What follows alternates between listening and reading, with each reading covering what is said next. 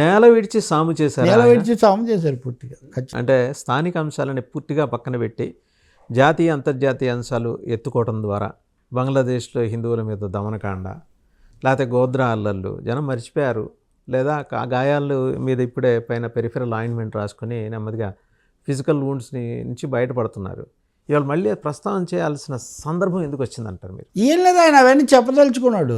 ఇప్పుడు ఆయన సమర్థించుకోవడానికి 1, 2, 3 కావాలి. కరెక్ట్గా మీరు చూస్తే కనుక మొన్న అమెరికన్ పాడ్కాస్టర్కు ప్రైమ్ మినిస్టర్ మోదీ ఇచ్చిన ఇంటర్వ్యూలో కూడా గోద్రాను, గుజరాత్ను రెఫర్ చేశారు.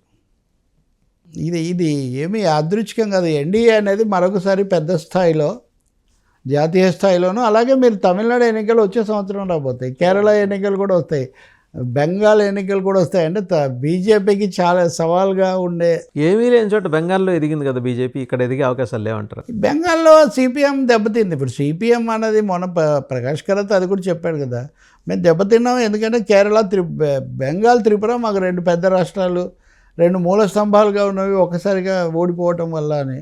కాబట్టి సిపిఎం ఓడిపోవటం వల్ల ఆ వ్యాక్యూమ్ బీజేపీ దాన్ని పొందగలిగింది, కాబట్టి వాళ్ళకి అది వచ్చింది. ఇతర రాష్ట్రాల్లో ఇప్పుడు అలాగే ఢిల్లీలో కాంగ్రెస్ ఆప్ మధ్యలో జరుగుతుండేది. ఆ కాంగ్రెస్ పూర్తిగా వైపౌట్ అయింది.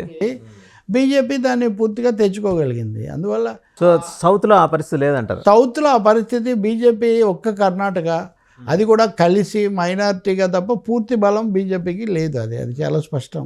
అది యడ్యూరప్ప కొడుకుతోనే Tamil Nadu and Kerala ruled out అంటారు. సాధారణమైన అభిప్రాయం అలాగే ఉంది. దాన్ని కనీసం పాగా వేయగలిగితే, కొంత స్థానం సంపాదించగలిగితే పర్లేదని వాళ్ళు అనుకుంటున్నారు. దానికి పవన్ కళ్యాణ్ కొంచెం ఉపయోగపడతాడేమో అని వాళ్ళు అంటున్నారు.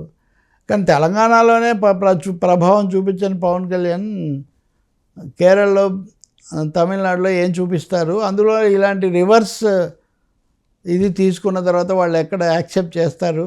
తమిళ భాషను వాళ్ళు చాలా ఇదిగా చూస్తారు కదా. కాబట్టి ఇప్పుడు మనం కూడా అదప్ప ఏమిదా అది అని కేవి చలం లాంటి పాత్రలు వేసి అన్నదమ్ములు కూడా ఒకరినొకరు జోక్యం ఎగతాళి చేసుకున్నట్టుగా ఉంటుంది కదా. దాన్ని పెద్దదిగా చూడక్కర్లేదు, కానీ అవకాశం ఎంత ఉంటుందో తెలియదు. బట్ ఆయనకైతే ఆ మాటకు వస్తే దక్షిణాదే కాదు, మరాఠాలో కూడా మాట్లాడారు.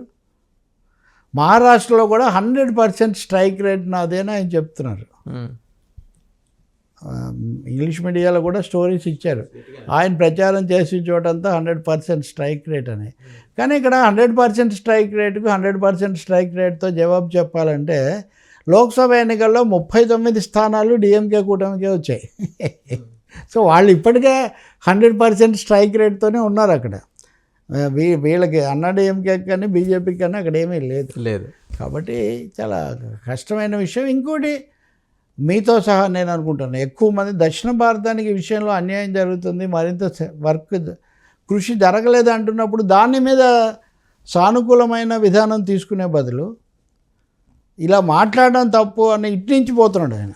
సో ఇది తప్పకుండా నెగిటివ్.